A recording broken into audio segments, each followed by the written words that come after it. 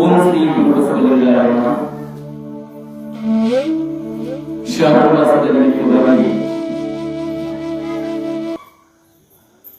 ಶಿವಕಲ್ಯಾಣ ಮಠದ ಇವರು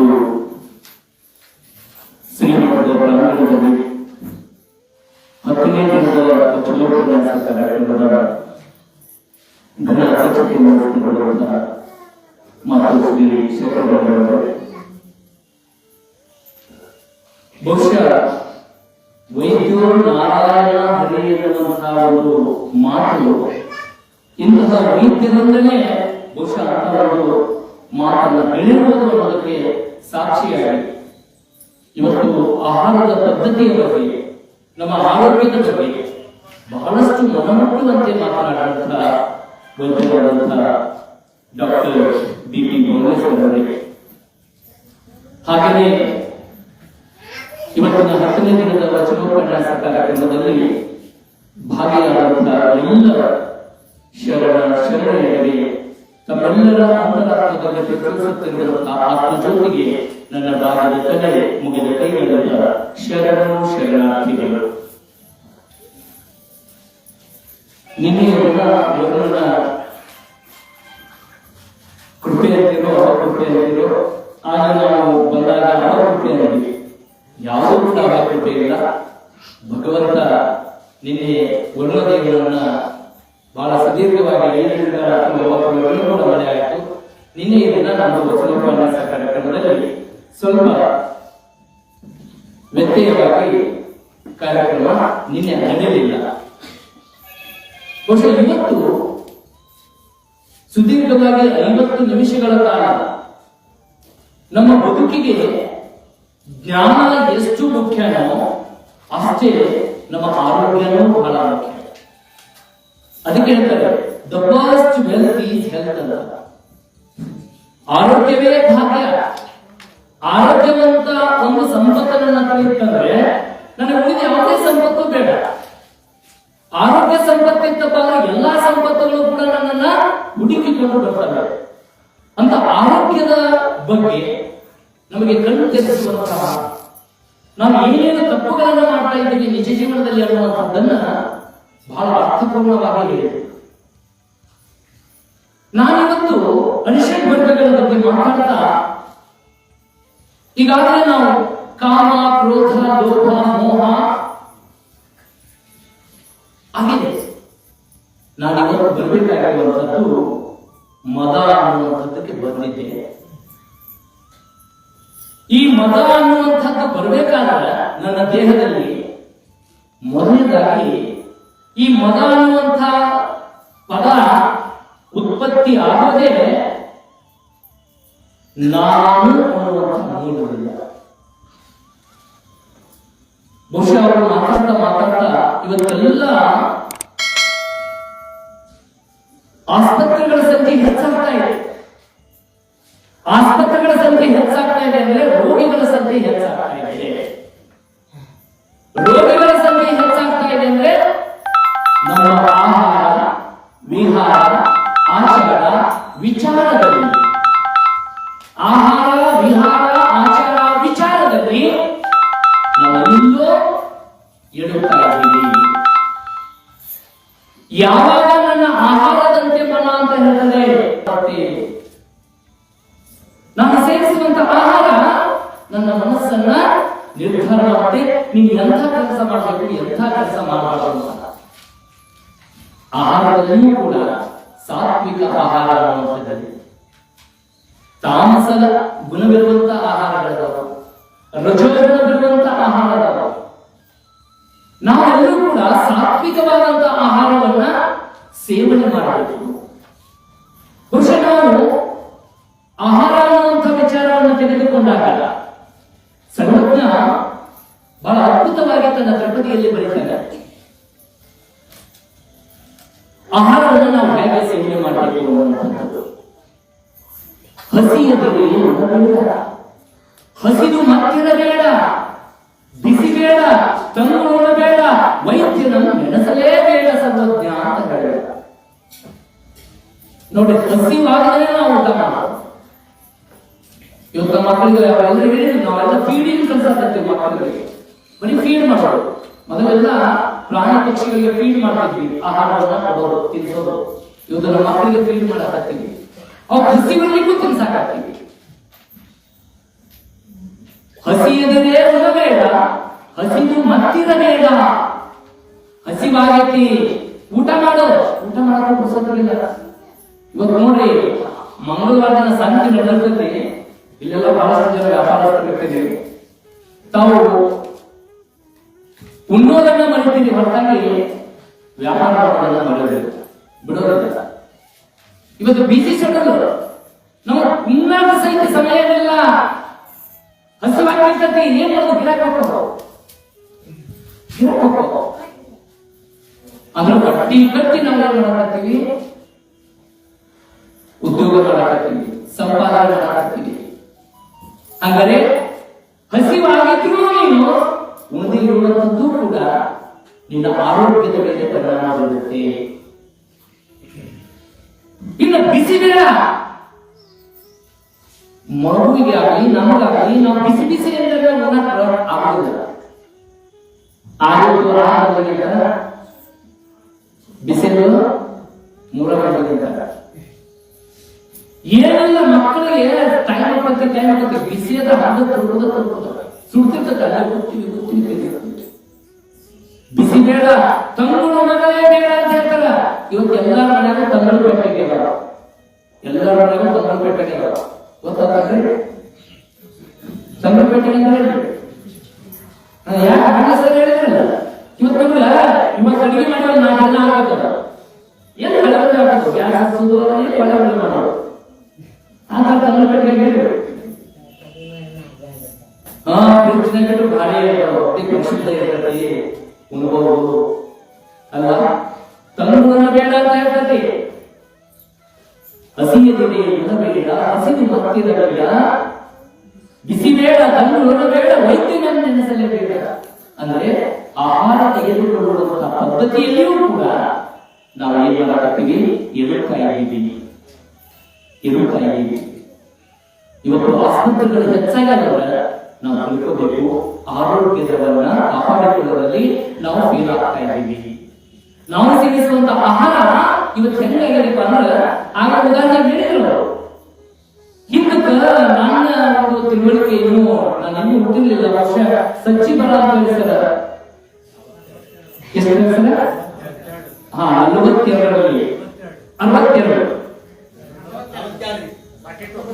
42 1942 ಸಜ್ಜಿ ಬರ ಅಂತ ಬಂದಿತ್ತು. ಆಮೇಲೆ 1972 ಒಂದಷ್ಟು ಬರಗಾಲ ಬಿದ್ದಿತ್ತು.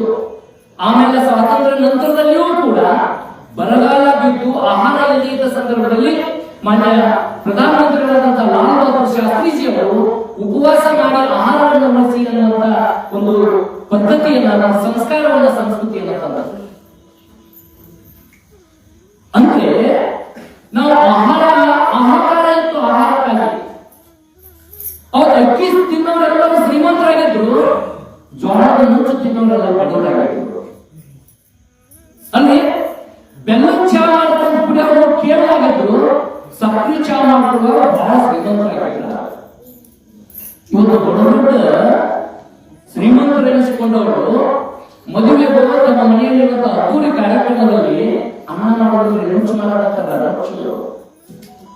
ಇವತ್ತು ಅಕ್ಕಿಗಾಗಿ ಆಹಾರ ಪಡ್ತಕ್ಕಂಥ ಕುಟುಂಬಗಳು ಮನೆಯಲ್ಲಿ ಅಕ್ಕಿ ನೀರು ಕೊಟ್ಟಾರ, ತಿಂಗಳಿಗೊಮ್ಮೆ ವಾರಕ್ಕೊಮ್ಮೆ ಗಾಡಿ ಬರ್ತಾವು, ಅಕ್ಕಿ ಮಾಡಾಕತ್ತಾರ. ಇದು ವಾಸ್ತವ. ಅವತ್ತು ಅಕ್ಕಿ ಉಳ್ಳವರೆಲ್ಲ ಶ್ರೀಮಂತರಿದ್ರು, ಜ್ವಾಳದ ನುಚ್ಚು ಕೇವಲ ಇತ್ತು. ಅದಕ್ಕೆ ನಾವು ನಮ್ಮ ಹಿರಿಯರ ಸರ್ ನಿಮಗೆ ಉಳಿಯುವ ಬೆಂಗಳೂರಿನ ಸ್ನೇಹಿತರು ಎಲ್ಲ ನೋಡಿ ಬಹಳ ಅಭಿಮಾನ ಪಡಕತ್ತಾರ. ಸರ್ ನಾನು ಯಾರಿಗಾಗಿ ಮಾಡಾಕತ್ತಿಲ್ಲ, ಸುಮ್ಮನೆ ಸಂತೋಷಕ್ಕೆ ಏನೋ ಮಾಡ್ತೀನಿ ಸರ್. ಯಾರ್ಯಾರ ಸರ್ ಕಟ್ಟತ್ತಲ್ಲ ಅದೇ ಖುಷಿ ಸರ್, ಅದೇ ನಾಚಿಕೆಯಲ್ಲಿ ಮಾಡ್ತಾ ಹಾಗೆ ಮಾತಾಡ್ತಾ ಹೇಳಿ. ಕಾಲ ಅನ್ನುವಂಥದ್ದು ತಿರುಗುತ್ತದೆ, ತಿರುಗಲೇಬೇಕು. ಇವತ್ತು ನಾವು ಯಾವುದನ್ನ ಕೇವಲ ಅಂತೀವಿ, ಇವತ್ತು ಅದೇ ಇವತ್ತೆಲ್ಲ ಕಡೆ ಬೆಲ್ಲಚ್ಚ ಸಕ್ಕರೆ ಚಾಯ ಬೆಲ್ಲಚ್ಚ ಮಾಡಿ ಕುಡಿತೀವಿ. ಅಂದ್ರೆ ನುಚ್ಚು ಕೊಡ್ರಿ. ಅಂದ್ರೆ ಮೊದಲಿನ ಆಹಾರ ಏನಿತ್ತಲ್ಲ ಅದು ಎಷ್ಟು ಅದ್ಭುತ, ಎಷ್ಟು ಅಮೃತ. ನಾವು ಎಷ್ಟು ಬಾರಿ ಆಗಿದ್ದು ಇವತ್ತೆಲ್ಲ ಯಾಕಂತ ಬಾರಿ ಆಗ್ತದೆ. ಸೊ ಮೂಲೆಗೆ ಎಷ್ಟು ನಾವು ಒಮ್ಮೆ ಆಲೋಚನೆ ಮಾಡೋಣ. ಇರುವಂತಹ ಭೂಮಿ ಅಷ್ಟೇ ಅದ, ಸಂಖ್ಯೆ ಹೆಚ್ಚಾಗಿ ಕಡಿಮೆ, ಸಂಖ್ಯೆ ಹೆಚ್ಚಾಗೈತೆ, ಆದ್ರೂ ಆಹಾರ ಕೊರತೆ ಇಲ್ಲ. ಯಾಕಿಲ್ಲ?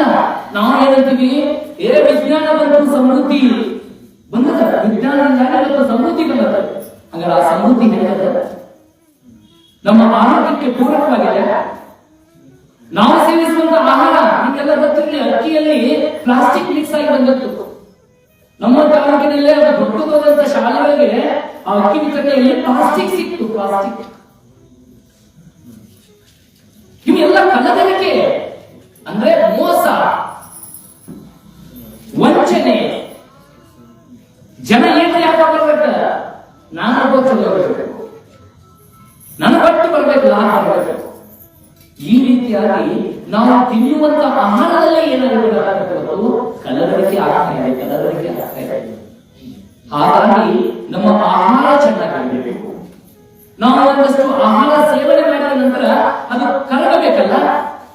ಅದಕ್ಕೆ ಹೇಳ್ತಾರ, ಯಾರು ಆರೋಗ್ಯವಂತಂದ್ರ ಯಾರಿಗೆ ಮುದ್ದಿ, ಲದ್ದಿ, ನಿದ್ದಿ ಈ ಮೂರು ಚಲೋ ಹಾಕವ. ಮುದ್ದೆ ಹಸಿವು ಸಮಯಕ್ಕೆ ಸರಿಯಾಗಿ ಹಸಿವಾಗಲೇಬೇಕು. ಹಸಿವಾದ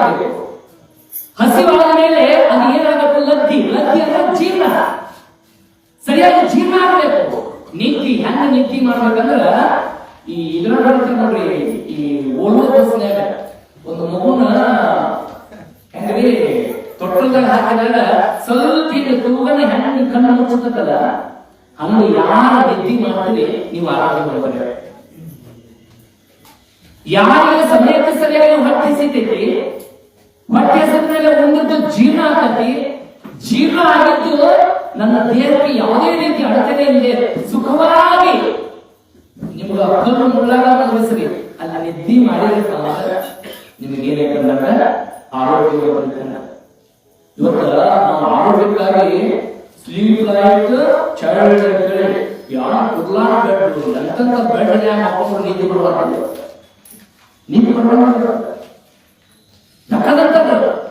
ಒಬ್ಬ ಶ್ರಮಜೀವಿ ಹಾಂಗ ಆಯಾಸ ಆಗತೈತಿ, ಮಧ್ಯಾಹ್ನ ಒಂದು ಬಿಸಿಲಿನ ನೆರಳಿಗೆ ಹೋಗಿ ಒಂದಷ್ಟು ಊಟ ಮಾಡಿ ಮನೆ ಬಿಟ್ಟಂದ್ರೆ ಆಗ ಕೆಲವರು ನಿದ್ದಿನ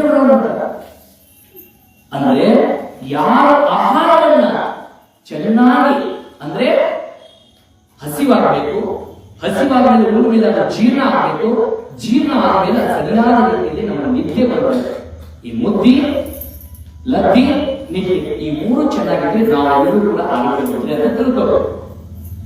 ಅದಕ್ಕೆ ಇನ್ನೊಂದು ಕಡೆ ಹೇಳ್ತಾರೆ, ಒಂದು ಹೊತ್ತು ಉಂಡವ ಯೋಗಿ, ಎರಡು ಹೊತ್ತು ಉಂಡವ ಭೋಗಿ, ಮೂರು ಹೊತ್ತು ಉಂಡವ ರೋಗಿ, ನಾಲ್ಕು ಹೊತ್ತು ಉಂಡವನನ್ನು ಹತ್ತುಕೊಂಡು ಹೋಗಿ.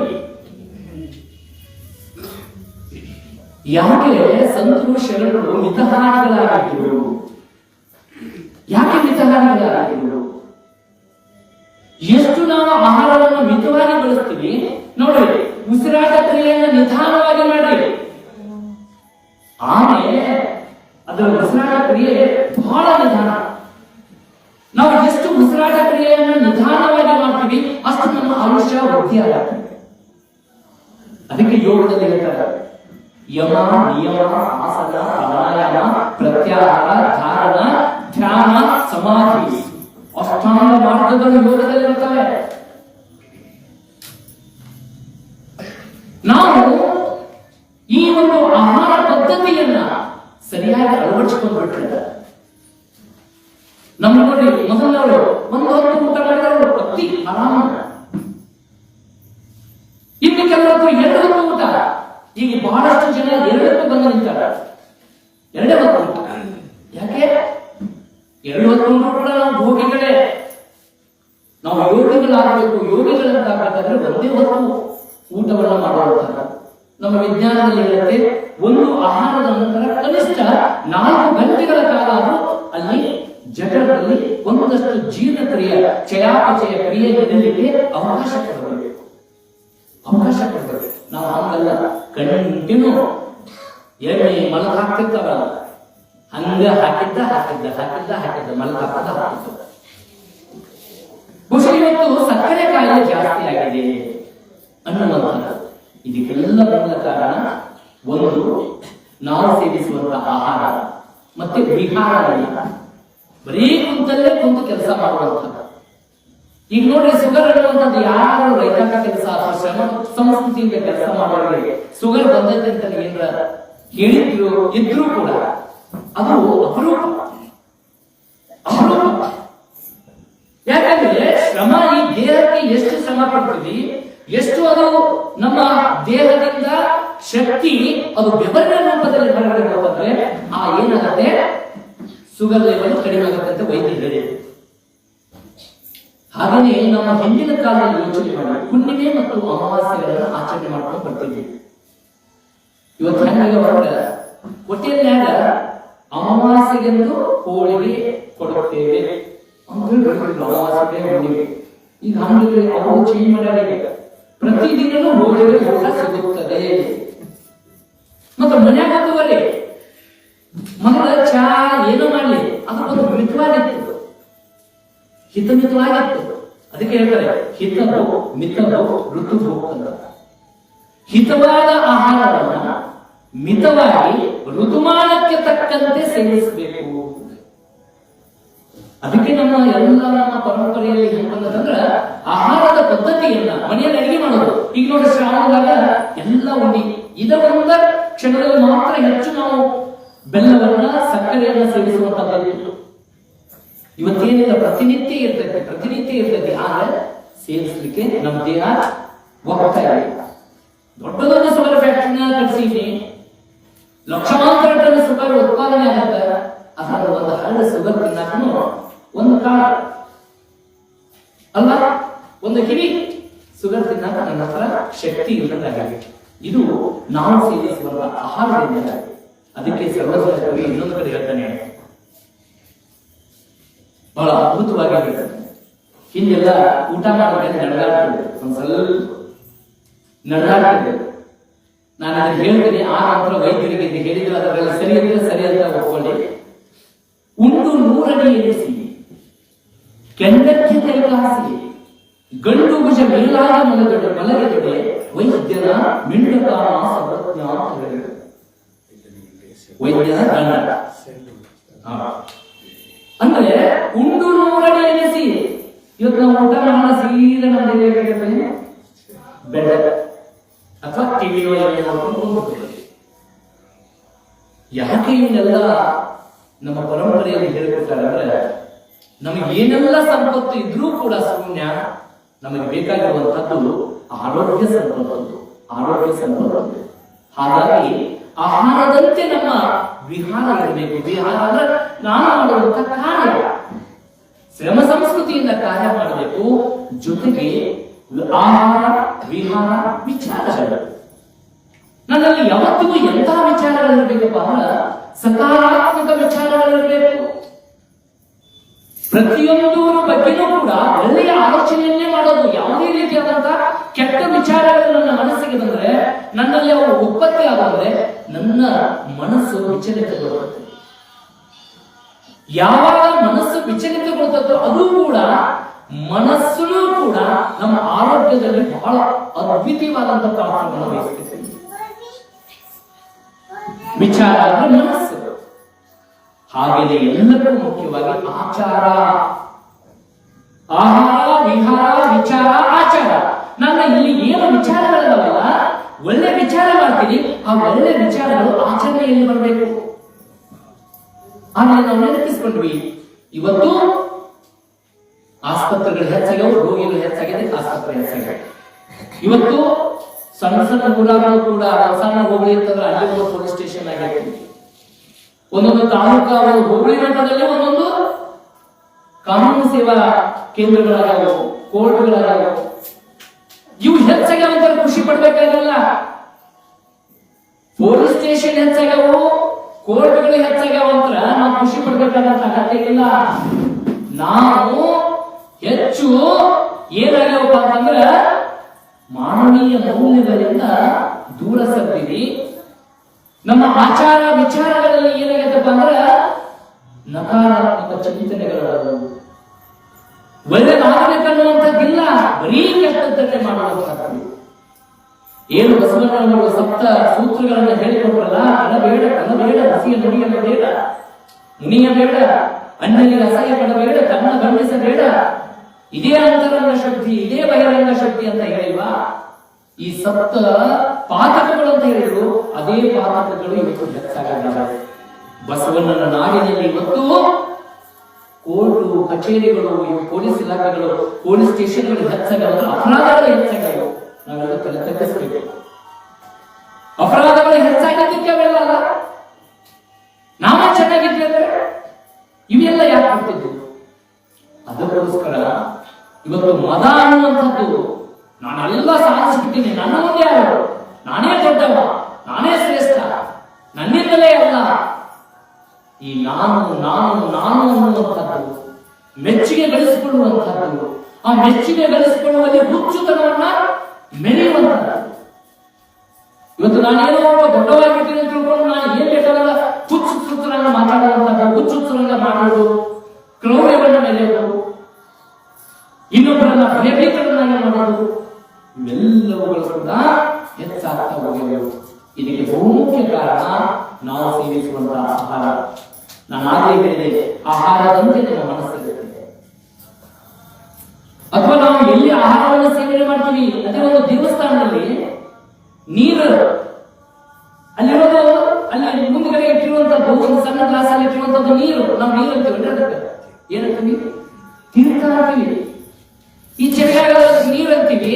ಇದನ್ನೇ ಒಂದು ಸ್ವಲ್ಪ ಗ್ಲಾಸ್ ಹಾಕಿ ದೇವ್ರ ಮುಂದೆ ಇಡ್ಲಿ, ಇದಕ್ಕೆ ನೀರು ಅನ್ನೋದಿಲ್ಲ, ತೀರ್ಥ ಅಂತೀವಿ. ಬಾಳೆಹಣ್ಣು ಹಂಗ ಹಾಕಬೇಕು ತಿನ್ರಿ, ಬಾಳೆಹಣ್ಣು ಇನ್ನೇಗೆ ಮಗು ತಿಂತಲ್ಲ, ಅದನ್ನ ಹೆಣ್ಣು ತಿಂತೀವಿ. ಬಾಳೆಹಣ್ಣು ಅಂತ ತಿನ್ಲಿಲ್ಲ, ಅದರ ಪ್ರಸಾದ ನೈವೇದ್ಯ ಅಂತ ತಿಂತೀವಿ. ಯಾಕಂದ್ರೆ ಅಲ್ಲಿ ಭಕ್ತಿ ಸೇರುತ್ತೆ.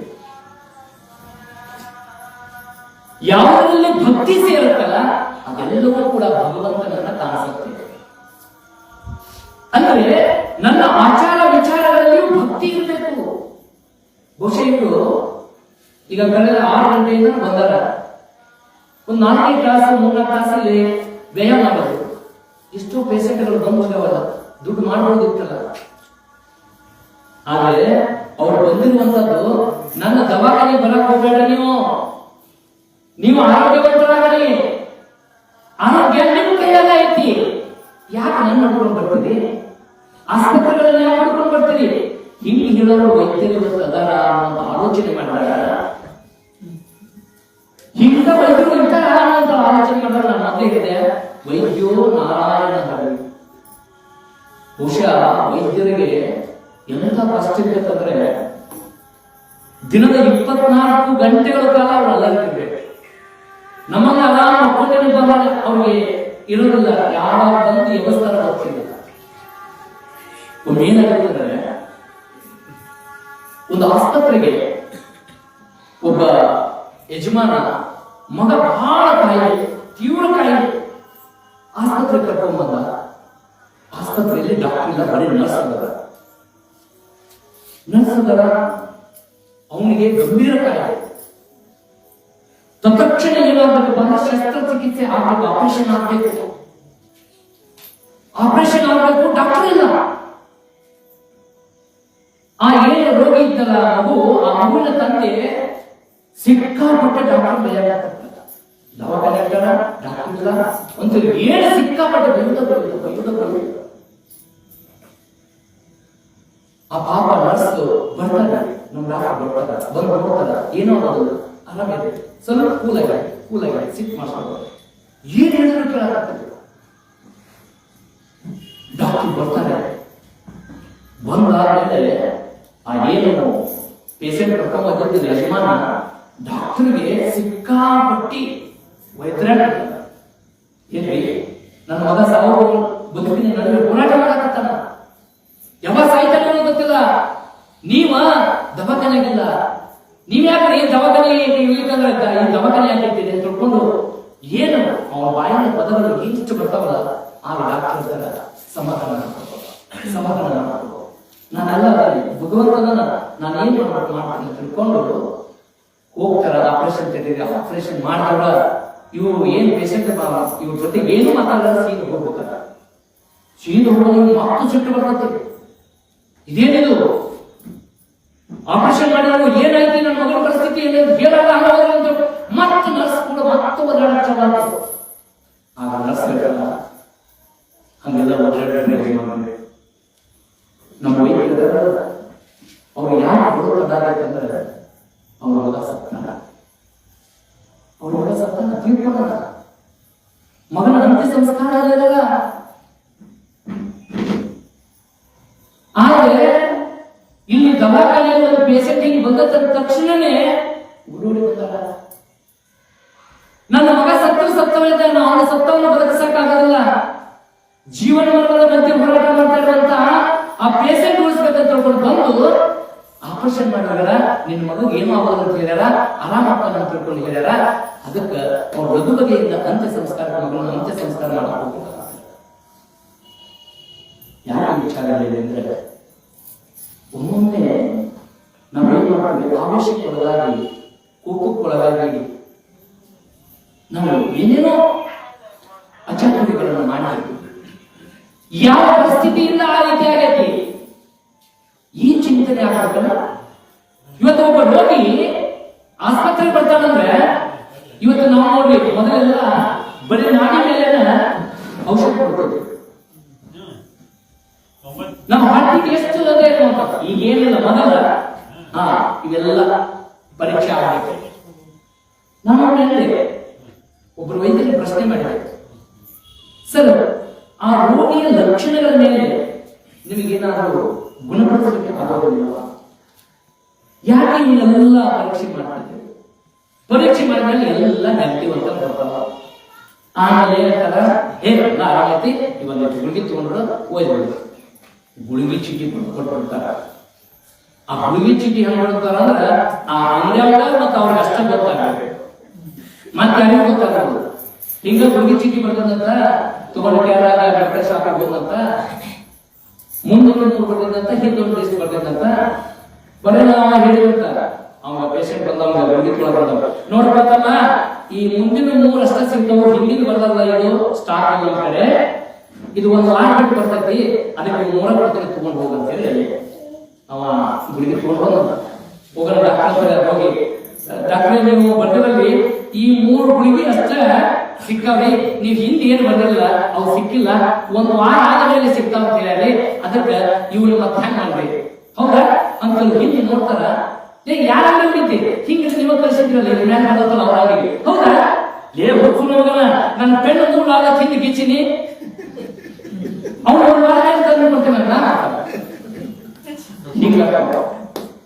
ಅಂದ್ರೆ ನಾನು ಯಾಕೆ ವಿಚಾರ ಹೇಳಕತ್ತೀನಿ ಅಂದ್ರೆ ಇವತ್ತು ಎಲ್ಲದರಲ್ಲಿಯೂ ಕೂಡ ವ್ಯವಹಾರಿಕ ಜ್ಞಾನ, ವ್ಯವಹಾರಿಕ ವ್ಯಾಮೋಹ, ವ್ಯವಹಾರದ ಮೋಹ ಐತಿ. ಈಗ ಆಸ್ಪತ್ರೆ ಕಟ್ಟ್ಯಾರ, ನಾನು ಅನ್ಕೋತೀನಿ ಇರ್ಬೋದು ಇದು ನನ್ನ ಮಾತುಗಳನ್ನ ಎಷ್ಟು ಮಟ್ಟಿಗೆ ಸ್ವೀಕಾರ ಮಾಡ್ತಾರೆ ಅಂತೇಳಿ. ಈಗ ನಾನು ದವಾಖಾನೆ ತಗೊಂಡಿನಿ, ನಾನು ಡಾಕ್ಟರ್ ಕೋಟ್ಯಾಂತರ ಖರ್ಚು ಮಾಡಿ ಕರ್ಕೊಂಡು ಬಂದೀನಿ. ನಾನು ಏನು ಬಯಸ್ತೀನಿ? ಪೇಷಂಟ್ ಬರ್ಲಿ ಅಂತ ಬಯಸ್ತೀನಿ, ಪೇಷಂಟ್ ಬರಬಾರ್ದು ಅಂತ ಬಯಸ್ತೀನಿ. ನಾನು ಪೇಷಂಟ್ ಬರ್ಲಿ ಅಂತ ಬಯಸ್ತೀನಿ, ಬರಬಾರ್ದು ಅಂತ ಬಯಸ್ತೀನಿ. ಬರ್ಲಿ ಯಾಕಂದ್ರೆ ನಾನು ಹೊಟ್ಟೆ ತುಂಬಬೇಕಲ್ಲ, ಕಲ್ತು ಬಿಟ್ಟಿನಿ, ಲಕ್ಷಾಂತರ ರೂಪಾಯಿ ಖರ್ಚು ಮಾಡಿ ಕಲ್ತು ಬಿಟ್ಟಿನಿ. ನನ್ನ ಹೊಟ್ಟೆ ತುಂಬಬೇಕಂದ್ರೆ ಪೇಷಂಟ್ ಬರ್ಬೇಕು. ಪೇಷಂಟ್ ಬರ್ಬೇಕಂದ್ರೆ ಅವ್ರು ಏನಾಗಬೇಕು? ಅನಾರೋಗ್ಯಕ್ಕೆ ಒಳಗಾಗಬೇಕು. ಅನಾರೋಗ್ಯ ಹೆಂಗ ಅನಾರೋಗ್ಯ? ಪ್ರಾಕೃತಿಕವಾಗಿ ನಮ್ಮ ಅನಾರೋಗ್ಯಗಳು ಆಗ್ತವೆ. ಈಗ ಗಾಳಿ, ಮಳೆ, ಬಿಸಿಲು, ಚಳಿ ಇವೆಲ್ಲ ಪ್ರಾಕೃತಿಕವಾಗಿ ಒಂದಷ್ಟು ಆದಾಯಗಳು, ನೆಗಡಿ, ಶೀತ, ತಲೆನೋವು, ಮತ್ತೆ ಜ್ವರ, ಮಲೇರಿಯಾ, ಇವೆಲ್ಲ ಮಲೇರಿಯಾ ಇವೆಲ್ಲ ಡೆಂಗ್ಯೂ ನಾವು ಮಾಡ್ಕೊಳ್ಳುವಂತ.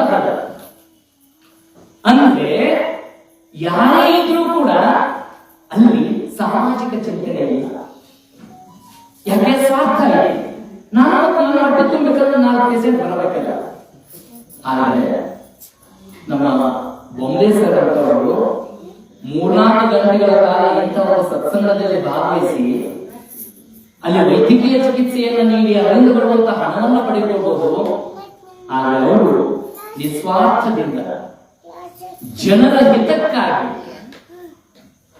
ಜನರ ಆರೋಗ್ಯದ ವೃದ್ಧಿಗಾಗಿ, ಜನರಲ್ಲಿ ಆರೋಗ್ಯ ಪ್ರಜ್ಞೆಯನ್ನು ಮೂಡಿಸುವ ಸಲುವಾಗಿ ಇವತ್ತು ನಮ್ಮೆಲ್ಲರಿಗೂ ಕೂಡ ಒಂದಷ್ಟು ಅರಿವಿನ ಕಣ್ಣನ್ನು ಕಲಿಸಿದ್ದಾರೆ. ಹಾಗಾಗಿ ಸರ್ ಹೇಳಿದಂತೆ ಇವತ್ತು ನಾವೆಲ್ಲರೂ ಕೂಡ ಆರೋಗ್ಯದ ಕಡೆಯೂ ಕೂಡ ಹೆಚ್ಚು ಗಮನವನ್ನು ಕೊಡಬೇಕಾಗುತ್ತದೆ. ಇಲ್ಲಿ ಬಹಳಷ್ಟು ವಚನಗಳ ಮೂಲಕ ಆರೋಗ್ಯದ ಬಗ್ಗೆ ಹೇಳಬೇಕಂತ ಬಹಳ ತೊಂದರೆ ಕೊಟ್ಟಿದ್ದಾರೆ. ಅದರಲ್ಲಿ ಒಂದು ವಚನ ಅಕ್ಕ ಮಹಾದೇವಿಯರ ವಚನ, ಆಹಾರದ ಕಿರಿದು ಮಾಡಿದನ್ನ ಆಹಾರದ ಕಿರಿದು ಮಾಡಿ ಆಹಾರದಿಂದ ವ್ಯಾಧಿ ಹಬ್ಬಿ ಬಲಿಹೂದಯ್ಯ ನಿಗ್ರ ತಾಮಸ ಕಾಯ ವಿಕಾರ ಪಂಚೇಂದ್ರಿಯ ವಿಕಾರ ಕಾಯ ವಾಚ ಮನಸಹ ವಿಕಾರ. ನಾನು ಆಗಲೇ ಹೇಳಿದೆ, ಅನ್ನದಂತೆ ನನ್ನ ಮನ. ನಾನು ಎಂತಹ ಅನ್ನ, ಎಂತಹ ಆಹಾರ, ಎಂತಹ ವಿಚಾರ, ಎಂತಹ ಆಚಾರವನ್ನು ಮೈಗೂಡಿಸ್ಕೊತೀನಿ ಅದು ನನ್ನಲ್ಲಿ. ಬಹುಶಃ ನಾವು ಪ್ರಾರಂಭದಲ್ಲಿ ಮಕ್ಕಳಿಗೆ ಆಚಾರ ವಿಚಾರವನ್ನು ಹೇಳ್ಕೊಡ್ತೀವಿ. ಸಣ್ಣ ಮಕ್ಕಳಿದ್ದಾಗ ಯಾರು ದೊಡ್ಡವರು ನಮಸ್ಕಾರ ಮಾಡಿ ಮಗು ನಮಸ್ಕಾರ ಮಾಡ, ನಮಸ್ಕಾರ ಮಾಡ, ಮಾವತನ ಮಾವನಲ್ಲಿ ಕಾಲು ತೋರಿಸುವ ಹೌದಲ್ಲಿ ಯಾರ ದೊಡ್ಡವರಾದ್ರೂ ನಾವು ನೋಡಿ ಎಲ್ಲರೂ ತಿಳಿಸ್ಕೊಡತ್ತೀವಿ. ದೊಡ್ಡವರಾದ್ರೂ ನಮಸ್ಕಾರ ಮಾಡುತ್ತವ. ಏ ನೋಡೆ ಕಾಲು ತೋರಿಸ ಒದಿತೀನಿ ಅಂತ ಹೇಳ, ಒದಿತೀನಿ ಅಂತ ಹೇಳ, ಹೊಡಿವಲ್ಲ ಕಲ್ಸಕತ್ತೀವಿ. ಅದು ನಾವು ಒಂದಷ್ಟು ಆ ಮಗುವಿನಿಂದ ಖುಷಿಗಾಗಿ, ಖುಷಿ ನಮ್ಮ ಖುಷಿ ಮಗು ನಾವು ಯಾಕಂದ್ರೆ ಬೊಮ್ಮೆ ಇದ್ದಂಗ ಚಾವ್ಯಾಗ ಬೊಮ್ಮೆ ತಿಂದಿರ್ತದಲ್ಲ ಮಕ್ಕಳು ಹಂಗ ಬೊಮ್ಮೆ ಇದ್ದಂಗ ನೀವು ಏನಂತೀರಲ್ಲ. ಅದಕ್ಕೆ ಹೇಳ್ತಾರೆ ಪ್ರಾರಂಭದ 3 ವರ್ಷ ಇದ್ದಾಗ 3 ವರ್ಷದ ಬುದ್ಧಿ 3 ವರ್ಷದ ಅಂತ. ಆ ಏನು ಪ್ರಾರಂಭದಲ್ಲಿ ನಾವು ಮಕ್ಕಳಿಗೆ ಒಳ್ಳೆ ರೀತಿಯಾದಂತಹ ಸಂಸ್ಕಾರಗಳನ್ನು ಕೊಟ್ಟಿರ್ತೀವಂದ್ರೆ ಅದು 3 ವರ್ಷದ ಅಲ್ಲ, ಅದು ಆಯುಷ್ಯವಿರುವವರೆಗೂ ನಾವು ಆಚರಣೆ ಮಾಡ್ತೀವಿ. ನಾವು ಹೇಳ್ತೀವಿ ಮಗುವಿಗೆ ನಮಸ್ಕಾರ ಮಾಡಕ್ಕೆ ಕಲಿಸ್ತೀವಿ, ಒದ್ದೆ ಅಂತ ಕಲಿಸ್ತೀವಿ. ಆದ್ರೆ ನಮ್ಮಲ್ಲಿ ಮುಂದಿನ ಒಂದು ಪ್ರಜ್ಞೆ ಇಲ್ಲ. ಮಗುವಿಗೆ ನಾನು ಈ ರೀತಿ ಬಂದವರಿಗೆ, ಮಾವರಿಗೆ ಅಥವಾ ನಮಗೆ ಬೇಕಾದವರಿಗೆ ಜೋಕು ಮನರಂಜನೆಗಾಗಿ, ಖುಷಿಗಾಗಿ, ಒಂದಷ್ಟು ಹಾಸ್ಯಕ್ಕಾಗಿ, ಒಂದಷ್ಟು ಮಗುವಿನ ಆ ತುಂಟಾಟಗಳನ್ನು ನೋಡಿ ನಗುವುದಕ್ಕಾಗಿ ಹಣವನ್ನು ಕಲಿಸ್ತೀವಲ್ಲ, ಅದು ಮುಂದೊಂದು ದಿನ ಮಕ್ಕಳಲ್ಲಿ ಎಂತಹ ಒಂದಷ್ಟು ವಿಚಾರಗಳನ್ನು ತಂದು ಕೊಡಬಹುದು. ಆಲೋಚನೆ ಮಾಡೋಣ. ಯಾಕಂದ್ರೆ ಈ ಆಹಾರ ವಿಚಾರಗಳು, ಆಹಾರ ವಿಚಾರ ಆಚಾರಗಳು ಸರಿಯಾಗಿದ್ದು ಅಂದ್ರೆ ಪ್ರಾರಂಭದಲ್ಲಿ ಮನೆಯಲ್ಲಿ ಸರಿಯಾಗಿದ್ದು ಮಕ್ಕಳೆಲ್ಲರೂ ಚೆನ್ನಾಗಿರ್ಬೇಕು. ಇವತ್ತು ನಾವು ಶಾಲೆಯಲ್ಲಿ ಎಲ್ಲ ಕಡೆ ಸತ್ಯದ ಬಗ್ಗೆ ಪಾಠ ಮಾಡ್ತೀವಿ. ಸತ್ಯವೇ ನಮ್ಮ ತಂದೆ, ಸತ್ಯವೇ ನಮ್ಮ ಬಂಧು ಬಳಗ, ಸತ್ಯವನ್ನು ಬಿಟ್ಟು ಮತ್ತೇನೋ ನುಡಿಬಾರದು ಅಂತ ಹೇಳ್ಕೊಡ್ತೀವಿ. ಸತ್ಯವಾದಕ್ಕೆ ತಪ್ಪಿ ಹೇಳಿದರೆ ರಕ್ಷಣಾ ಪರಮಾತ್ಮ ಅಂತ ಹೇಳಿ ಸತ್ಯದ ಬಗ್ಗೆ ಮಕ್ಕಳು ತಿಳಿಸ್ಕೊಡ್ತೀವಿ. ಸತ್ಯ ಹೇಳ್ಬೇಕಲ್ಲ. ಮಗು ಮನೆಗೆ ಬರುತ್ತೆ. ಮನೆಗೆ ಬಂದಾದ ಮೇಲೆ ಶಾಲೆಯಲ್ಲಿ ಸತ್ಯದ ಬಗ್ಗೆ ಉಪದೇಶವನ್ನು ಕಲಿತಂತ ಮಗುಗೆ ತಾಯಿ ಹಾಕಿದ್ದಾನೆ ಜ್ವಾಳ ಹಾಸಿ ಮಾಡಿ ಇಟ್ಟಿರ್ತಾಳ. ಮಗನ ಗಿರ್ನಿಗೆ ಹೋಗಪ್ಪ ಅಂತ ಹೇಳ್ಕೊಂಡು ಅದ್ರ ಮುಂದೆ ಏನ್ ಮಾಡ್ತಾಳ, ಜ್ವಾಳ ಆಡೋದು 20 ಸೇರು ಜ್ವಾಳ ಆಗಿರ್ತಾವು. ತಾಯಿ ಹೇಳ್ತಾಳ 15 ಸೇರು ಜ್ವಾಳ ಹೋಗಿ ಬೀಸ್ಕೊಂಬ. 15 ಸೇರು ಜ್ವಾಳ ಬೀಸ್ಕೊಂಬ. ಆಗ ಮಗು ಸತ್ಯದ ಬಗ್ಗೆ ತಿಳ್ಕೊಳ್ಳುವಂತೆ ನಾನು ಸತ್ಯವನ್ನು ನುಡಿಬೇಕು, ಸತ್ಯ ಹರಿಶ್ಚಂದ್ರನಂತೆ ನಾನು ಸತ್ಯವನ್ನು ನುಡಿಬೇಕು ಅಂತ ತಿಳ್ಕೊಂಡು ಸಂಕಲ್ಪ ಮಾಡಿ ಮಗು ಬಂದ್ರೆ ತಾಯಿಯಾಗಿ ಏನ್ ಮಾಡ್ತಾ ಇದ್ದಾರೆ, 20 ಸೇರು ಜ್ವಾಳ ಇದ್ದಿದ್ದನ್ನ 15 ಸೇರದವು ಹೋಗಿ ಬೀಸ್ಕೊಂಬ. ಆಗ ಮಗು ಪ್ರಶ್ನೆ ಮಾಡ್ತಾರೆ, ಯವ್ವ ನನ್ನ ಎದುರಿಗೆ ಏನು ಸೇರಿದೆ, 20 ಸೇರದವ್ರೆ 20 ಸೇರು, 1 ಸೇರಿಗೆ 5 ರೂಪಾಯಿ, 4 ರೂಪಾಯಿ. ಇಲ್ಲ ಹಂಗ ಮಾಡಬೇಡ, 15 ರೂಪಾಯಿ 15 ಸೇರು ನಾವು ಕೇಳೋದು ಅಂತ ಕಳಿಸ್ಕೊಡ್ತಾರ. ಆದ್ರೆ ತಾಯಿಗೆ ನಾನು ಮಗುವಿಗೆ ವಚನ ಭ್ರಷ್ಟ ಅಥವಾ ಅಸತ್ಯವನ್ನು ನುಡಿತಾ ಇದ್ದೀನಿ ಅನ್ನುವಂಥ ಪ್ರಜ್ಞೆ ತಾಯಿಗೆ. ಯಾಕೆ ಆ ತಾಯಿಯ ಪ್ರಜ್ಞೆ ಇಲ್ಲಂದ್ರೆ ಒಂದು 5 ಸೇರಿನಿಂದ ಒಂದು 25 ರೂಪಾಯಿ ಉಳಿತಪ್ಪ ಅಂದ್ರೆ ನನ್ನ ಜೀವನಕ್ಕಾಗತ್ತೆ, ಮಗುವಿನ ಭವಿಷ್ಯಕ್ಕೆ, ಶಿಕ್ಷಣಕ್ಕೆ ಉಪಯೋಗ ಆಗುತ್ತೆ ಅನ್ನುವಂತ ಕಾಳಜಿ ಐತೆ ಹೊರತು ಮಗುವಿಗೆ ಮೋಸವನ್ನ, ವಂಚನೆಯನ್ನ, ಅಸತ್ಯವನ್ನ ಕಲಿಸಬೇಕು ಅನ್ನುವಂತ ಕಾಳಜಿ ಇರೋದಿಲ್ಲ. ಅದಕ್ಕೆ ಜೇನುದಾಸನಿಯವರು ಹೇಳ್ತಾರೆ, ಒಡಲುಗೊಂಡವ ಹಸಿವ, ಒಡಲುಗೊಂಡವ ಹಸಿವ, ನೀನೊಮ್ಮೆ ನನ್ನನ್ನು ಒಡಲುಗೊಂಡವನನ್ನು ಜಡಿಯದಿರು, ನೀನೆಂತೊಮ್ಮೆ ಒಡಲುಗೊಂಡು ನೋಡ ರಾಮನಾಥ. ಯಾರು ಬಡತನ ಇರುತ್ತಲ್ಲ ಹಸಿವಾಗತ್ತೆ ಅವರಿಗೆ. ಒಡಲುಗೊಂಡವರು ಹಸಿವರು, ಒಡಲುಗೊಂಡವರು ಹಸಿವರು. ಒಂದಷ್ಟು ಸುಳ್ಳು ಹೇಳ್ತಾರ, ಹೊಟ್ಟೆಯನ್ನ ಹಸಿವನ್ನ ನೀಗಿಸಿಕೊಳ್ಳಲಾಗಿದೆ. ಇಲ್ಲಿ ತಾಯಿ ಮಾಡ್ತಾ ಇರೋದೇನು? ಮಗುವಿಗೆ ಸುಳ್ಳನ್ನ ಕಲಿಸ್ಬೇಕು ಅನ್ನುವಂಥದ್ದಿಲ್ಲ. ಆದ್ರೆ ಮಗು ದ್ವಂದ್ವಪರವಾಗ್ತದೆ. ಏನಪ್ಪ ಶಾಲೆಯಾಗ ಸತ್ಯದ ಬಗ್ಗೆ ಕಲಿಸಿದ್ರು, ಮನೆಯಾಗ ಬಂದು ಸುಳ್ಳು ಹೇಳಾಗತ್ತೆ. ಸುಳ್ಳು ಹೇಳುವಾಗ ನನ್ನ ಹಚ್ಚಿದ ತಾಯಿ ಅಂತ ಯಾವ ಮಕ್ಕಳು ವಿಚಾರ ಮಾಡ್ತಾರಲ್ಲ, ಯಾರಿಗೆ ಶಾಲೆಯಲ್ಲಿ ತಿಳ್ಕೊಂಡಿರುವಂತ ವಿಚಾರ ತಿಳಿದುಕೊಳ್ಳೋದಾದ್ರೆ ಅವ್ರು ಪ್ರಶ್ನೆ ಮಾಡ್ತಾರೆ. ಈಗ ಮಕ್ಕಳು ಸಣ್ಣ ಕೂತಾವು ಅಥವಾ ಏನೋ ಕೂತಾವು ನಾವು ಕಲಿಯಾಕತ್ತೀವಿ ಅಂತ ಅರ್ಥ ಅಲ್ಲ. ಎಲ್ಲರೂ ಕಲಿಯೋದಿಲ್ಲ, ಎಲ್ಲರೂ ಎಲ್ಲ ವಿಚಾರಗಳನ್ನು ತಿಳ್ಕೊಳ್ಳೋದಿಲ್ಲ. ಯಾಕೆ ವಿಚಾರ ಹೇಳಕತ್ತೀನಿ ಅಂದ್ರೆ, ಈ ರೀತಿಯಾಗಿ ನಮ್ಮ ಆಚಾರ ವಿಚಾರಗಳು ಸರಿ ಇದ್ದು ಅಂದ್ರೆ ಇವತ್ತು ಈ ನಾಡಿನಲ್ಲಿ ಯಾವುದೇ ರೀತಿಯಾದಂತಹ ಅನ್ಯಾಯ, ಅತ್ಯಾಚಾರ, ಅನೀತಿ, ಅಧರ್ಮ ಕಾರ್ಯಗಳು ನಡೀತಿರ್ಲಿಲ್ಲ. ಯಾಕೆ ನಡೆಯಕತ್ತಾವ ಅಂದ್ರೆ ನಮ್ಮ ಮಕ್ಕಳಲ್ಲಿ ಆ ರೀತಿ ಸಂಸ್ಕಾರವನ್ನ ನಮಗೆ ಗೊತ್ತಿಲ್ಲದೆ ಬೆಳೆಸ್ತಾ ಇದ್ದೀವಿ, ನಮಗೆ ಅರಿವಿ ಬಾಳೆಯುವಂತ ಬೆಳೆಸ್ತಾ ಇದ್ದೀವಿ. ಇನ್ನೊಂದು ಪ್ರಸಂಗ ನಮಗೆಲ್ಲರಿಗೂ ಗೊತ್ತಾಗ, ಮಕ್ಕಳು ಏನಾದ್ರು ಬಸ್ನಲ್ಲಿ ಪ್ರಯಾಣ ಮಾಡಕ್ ಕರ್ಕೊಂಡು ಹೋದಂದ್ರೆ 10 ವರ್ಷ 12 ವರ್ಷ ಮಕ್ಕಳು ಕರ್ಕೊಂಡು ಹೋದಂದ್ರೆ, ಈಗ ಏನ್ ಬಿಡ್ರಿ, ಹೆಣ್ಣು ಮಕ್ಕಳು ಇದ್ದವರು ಮಗಳು ಕರ್ಕೊಂಡು ಹೋಗ್ಬಿಡ್ತೀವಿ.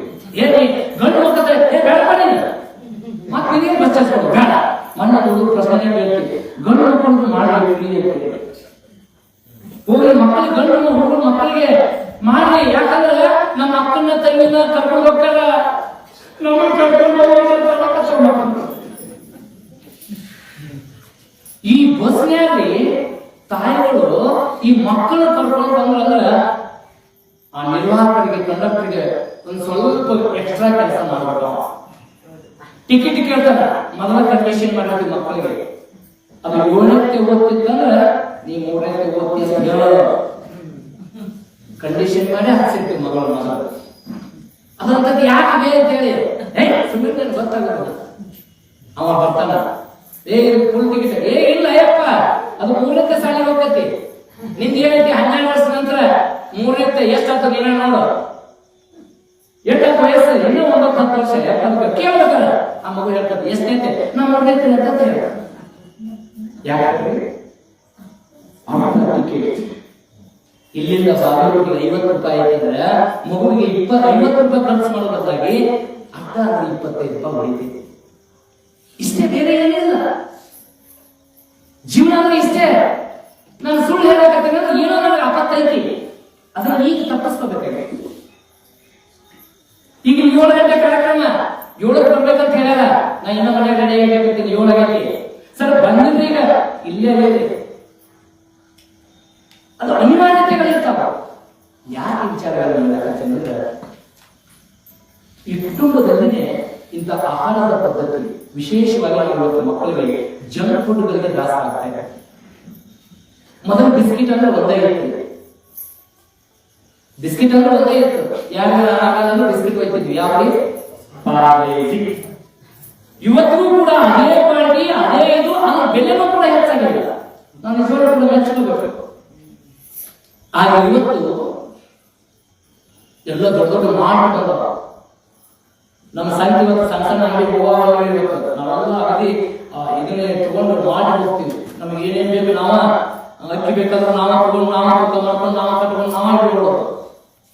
ಇಂಥ ಒಂದು ಇದು ಬಂದ್ಬಿಟ್ಟೆ ನೋಡ್ಬೇಕ್ರಿ, ಎಂತ ವೆರೈಟಿ ಆ ಕುಕೀಸ್ ಅದಾವು, ಬಿಸ್ಕೆಟ್ಸ್ ಅದಾವು, ಪಿಜ್ಜಾ, ಬರ್ಗರ್, ಏನೇನೋ ನೋಡಿದ್ರೆ ತಿನ್ನಾಕೋದಿಲ್ಲ.